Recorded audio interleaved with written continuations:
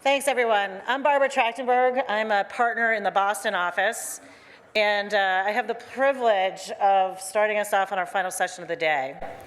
As we've heard today, users of real estate are demanding a different experience, both in the way that they transact for the space they use, as well as how they use it. Investors in real estate are using technology and new concepts to respond to that demand, often unlocking hidden value in existing assets. Many of you have invested in or are using the technologies that enhance experiences and uncover value. But the future of real estate is not entirely dependent on technology. It also evolves from changes in mindset and changes in the ways that we and our customers want to live, work, and play. Welcome to DLA Piper's first Real Estate Live Talks. Similar to other industries, the pace of evolution in commercial real estate is accelerating. At this final session of our 15th Global Real Estate Summit, we're taking a closer look at what our industry might look like in the coming years and decades in response to the rapid changes in mobility, building wellness, and other industries.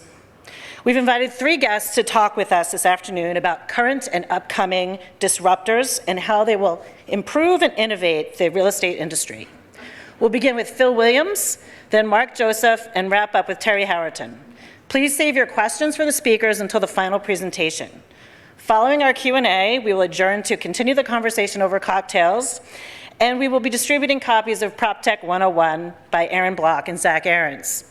If you've not already read it, I recommend that you take a copy. And without further ado, here is Phil Williams.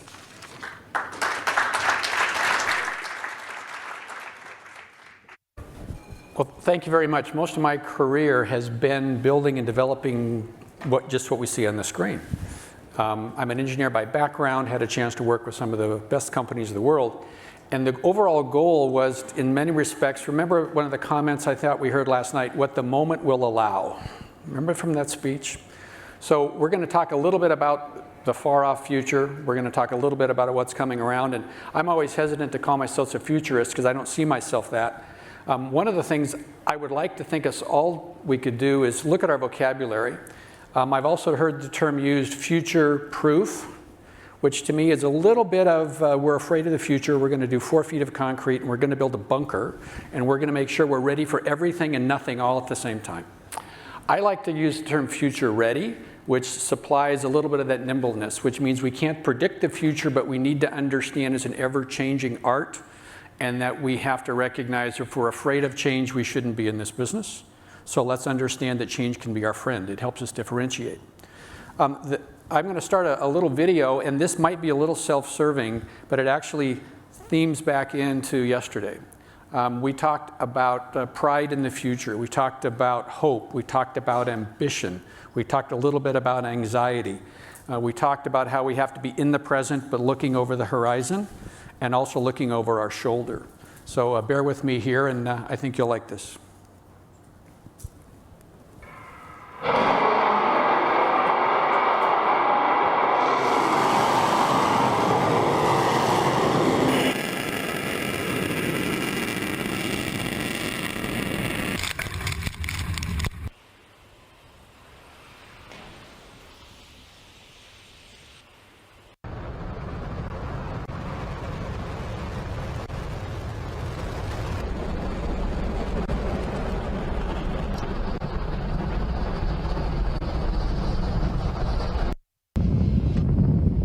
Engines are running.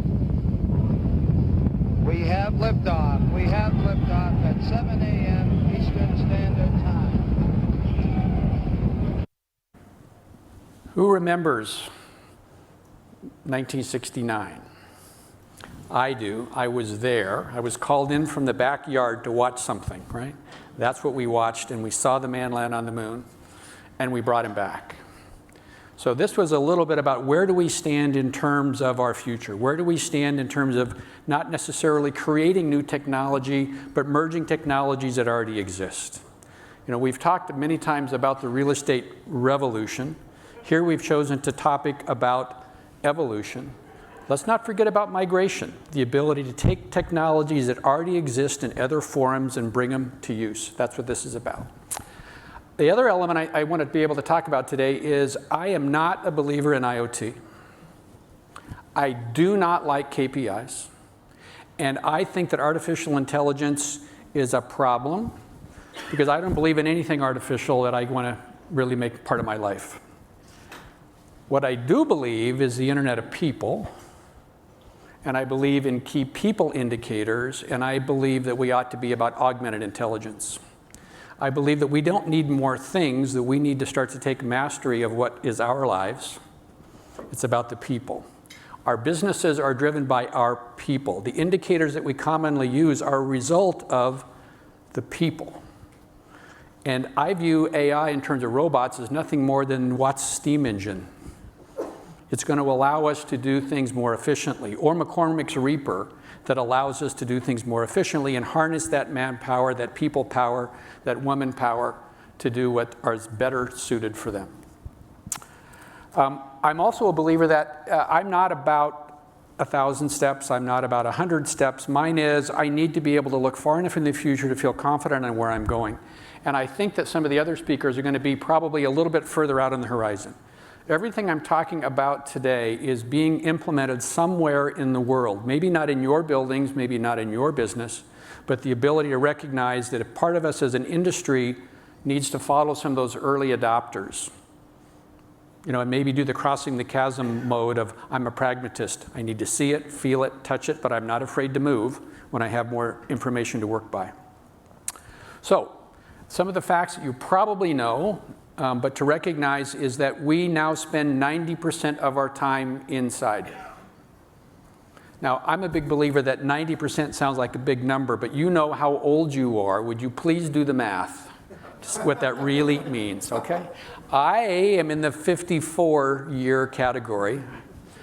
Some of you might be in the 36-year category. I do know that some of us have members of our family that are 10 years old that have spent 9 years of their life in buildings.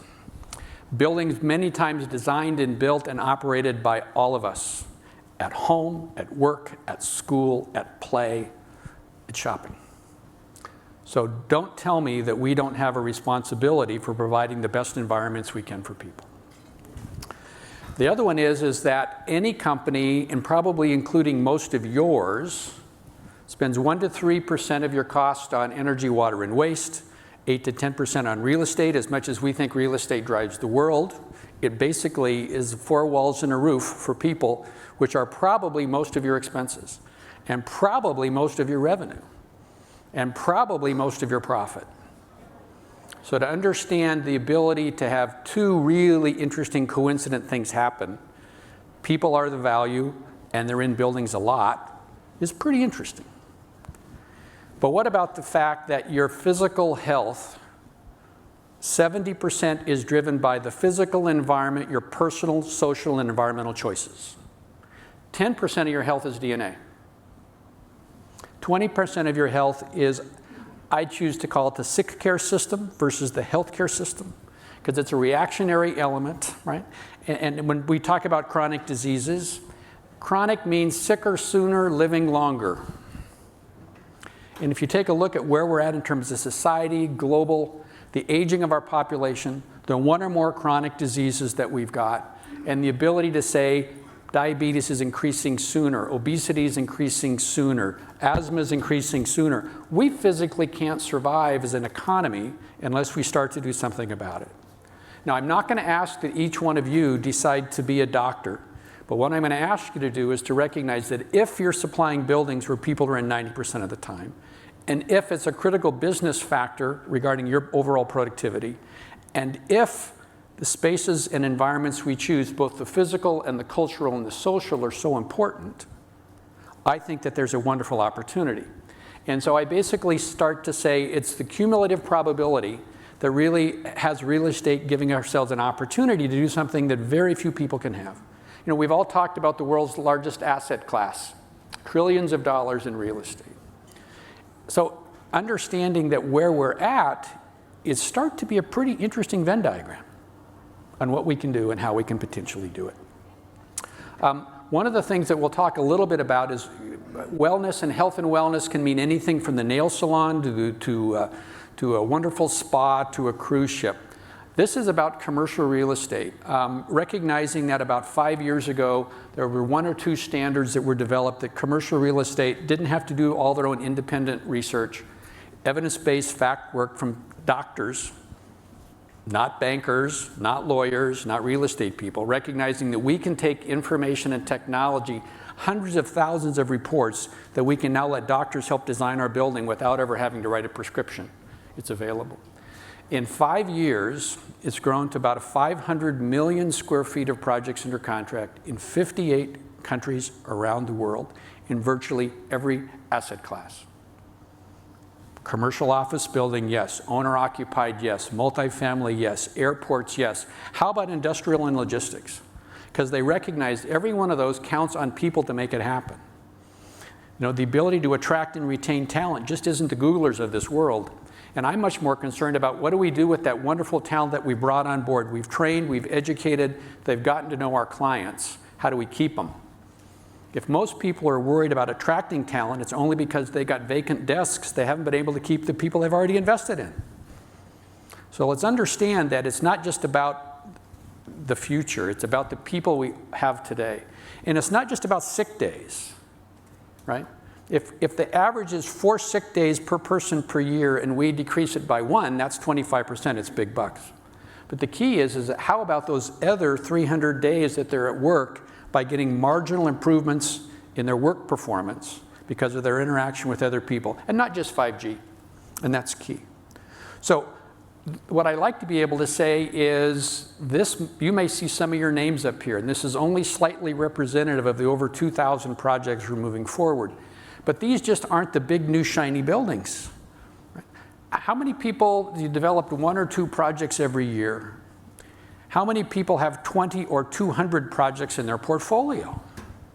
That's where the people are too. So don't just think that health and wellness is about your next new biggest project. It's about every project that you've got where you've got people. And the growth in the WELL standard and some of those other works has been based upon the fact of existing buildings and portfolios.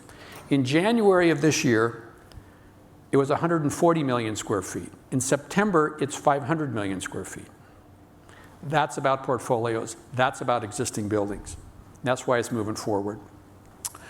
The other element I'd like to talk about is the ability to understand that working with what doctors have given us to have your owners and architects and facilities managers make it work is going to be key. But one of the things we also recognize is we've been hearing a lot about data. We've been hearing a lot about technology today. The next generation of health and well-being is physically going to be the ability to make that building respond in real time for the real performance of the people in the space. This is an individual you may know, Koen van Oostrom, used to be OVG, now with Edge Technologies. My name is Koen van Oostrom. Good afternoon. I founded the company, a real estate technology company, and that's my second company. My first company was an actual real estate company, and the buildings that you see here are the kind of buildings that my company used to make. Typical real estate. We worked with famous architects like, in this case, Rem Koolhaas, and we did all kinds of buildings. 10 years ago, something big happened. I met this guy. I met him again just now inside here, but 10 years ago I met him. And he was in the Netherlands to promote his book and to talk about sustainability. And he organized a round table with people from the business. And he said, guys, we can wait for the government, we can wait for NGOs, but ultimately it's going to be the businesses that will be the drivers for change. And I talked to him and he said, actually, the real estate industry is a big part of the problem, so you have to do something about it. And we got together with a whole group of people and we said, okay, maybe we should make more sustainable buildings. Let's figure out how to do this. And the really crazy thing was, it was so relatively easy. It was relatively easy to disrupt that big real estate industry. And so we started to work, and we made a building, and we made a building that was energy neutral. And then we made a second building, and ultimately we made this building. And this building was a building called the Edge. And there was a big tenant, Deloitte, and Deloitte reached out to us and say, can you help us to make a building that is really a game changer, really disruptive for the industry, because we want to have something that really pushes the boundaries of sustainability. And we started to work at it, and we put our best people together, and we figured out if you really want to make a sustainable building, the trick is to put thousands and thousands of sensors in a building. And if you really know exactly what is happening in that building, then you can be way more precise in the way you organize your energy or the way you organize where the people work, etc. And that's what we did here. Now, So, you've all seen him, interesting Dutchman, younger, handsomer, flowing hair, where's the mic, you know, really is the futurist kind of a look. But it's interesting, that building is now about 4 years old. Do you think that they've stopped there? Do you think that their building with Unilever in New Jersey stopped there? Do you think their epicenter building in Amsterdam stopped there? Do you think their projects in Berlin and Hamburg stopped there? What they've decided to do is move their real estate from this okay marginal to very good and optimized. Now, it's not in terms of the architecture. It's really in terms of the services it's providing for the people in the space. They've moved from simply providing wonderful energy optimization and conference room scheduling, the ability to say, how do we make a building that responds to the acoustics and the light and the air and the activity and the nutrition of the people that are working in the space? How can we be more than someone who just collects rent every month? Those of you who happened to sit in one of the earlier sessions where we had PricewaterhouseCoopers, right? And we had Heinz, and we had a couple other folks on board, and I apologize for their names. The 4 key elements that they each said in turn were, my people is what makes the difference. My people, my people, my people, my people. So what I'm suggesting is someone who's designed and built buildings my entire life, let's get off of doing no harm. Let's understand that code is the minimum acceptable legal standard for supplying an environment for people in this space. And it wasn't even created by doctors, it was created by engineers. It's been all over the map. Do you know that ventilation rate in buildings was originally designed to prevention of body odor? Pretty scientific, right? So let's understand, as a physical entity, if we've been in buildings 90% of our lives, in the last decade or two, we've spent hundreds of thousands of years evolving into the beings that we are. So the goal here is, what would Mother Nature do? This room is not what Mother Nature invented. Is it going to hurt us? It's okay. But if you're physically falling asleep at this end of the presentation, it's not because of me. It's because of the room. Okay? So this is not about chasing bad buildings. Okay, I'm not an ambulance chaser. We might find a couple of them. I don't think any of you have buildings in the red. But who doesn't want to have a building that's more than just an experience walking in, but in a body experience that your body, for whatever particular reason, says, I feel better in here. I'm going to work better in here. And by the way, those good things at work also translate to good things at home. So the kind of work we're doing is about the entire person, the holistic part of what they need to do. So we're really going to be talking about the linking of building data, people data, and business data. And all these slides will be made available. You can take them if you need to. But mine would be, we have tremendous amounts of data now. You know about revenue. You probably know your ES&G score. You understand about attraction and retention and brand, or at least you think you do. It might not be as organized as you need to do. I bet your human resources department knows a lot about their people, even though it's under lock and key. But the fact is there's a lot of information that's more clinical in nature. The building has a lot of data, maybe not all the data we want regarding the sensors for the environments, but I'm going to guess you that Philips will provide some sensors when we got some light. And the Carrier trains in York of the world, or Siemens or Honeywell's, will provide that for you. And the ability to understand, you don't have to be experts. That's already been determined. So the real challenge is, how do we take the data that we've got and a little bit of the data that we need and actually start to combine it, so that if we can have the building respond to people and the people drive the business, we actually start to change the tune of how we actually value and where we sit in the business world. So the goal here is to understand, link the data that we've got, and then through AI, through augmented intelligence, start to do that patterning that we can't as individuals see. You know, as experts in real estate, we know about our building. We're probably not the building engineer. As the building engineer, we probably don't understand what humans and human resources and your lung capacity needs to be. But we can certainly understand how they can be linked together when we start to provide you the insights to the information. And that's really where I see Internet of People, understanding what the key people objectives are, and then understanding how that really translates to the business. And that's why we're here, I think, in some respects, for if we're going to be potentially changing the value of a building, it's important that we understand what maybe some of our contractual obligations need to be. Now, one of the things that's key is to understand how this all works together. And I'm a big believer that one of the biggest issues is not how we create value, but how we capture value. How do we understand what the developer, how does he not just create it, but capture it? What does an owner-occupier in the corporate world do? How does the capital markets capture it in terms of where they sit in their investment community? We have investors, we have developers, and then we have people who also understand what the residual value of real estate is.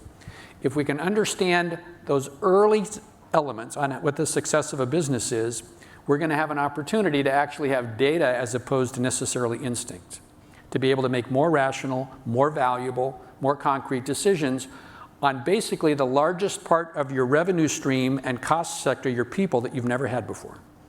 We've optimized energy, right? We think we know a pretty good handle on what it is in terms of our real estate cost. How about real estate actually starting to work for the biggest asset that you've got? How about being someone who doesn't just collect rent every month? So under most circumstances, the data that we're going to show probably in great buildings have an opportunity to improve performance in companies by anywhere from 6, 10, 12%. That's a lot of money to the bottom line, and not a big cost. I really like to say it's about smarter money, not more money. Take some of those numbers and cut it in half, and cut it in half, and cut it in half again.